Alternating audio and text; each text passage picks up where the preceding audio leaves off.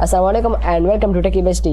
کیا آپ بھی میری طرح ایک یوٹیوبر ہے اور اپنے چینل کا نام چینج کرنا چاہتے ہیں؟ آپ کو کرنٹ نام نہیں پسند اور اس کو چینج کرنا چاہتے ہیں تو اپنے چینل کا نام چینج کرنے کے لیے یہاں پر کلک کرنا ہے اور اس کے بعد یوٹیوب اسٹوڈیو کو اوپن کرنا ہے. یوٹیوب اسٹوڈیو کو اوپن کرنے کے بعد اس کسٹمائزیشن پر کلک کریں اور اس کے بعد بیسک انفو پر کلک کریں.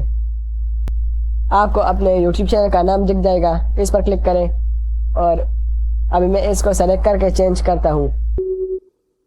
میں نے اپنے یوٹیوب چینل کا نام چینج کیا.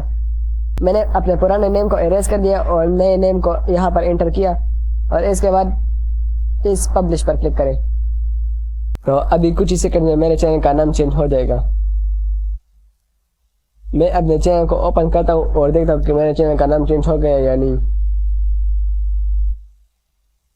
یہ آپ دیکھ سکتے ہیں میرے چینل کا نام چینج ہو گیا بہت آسان طریقے سے.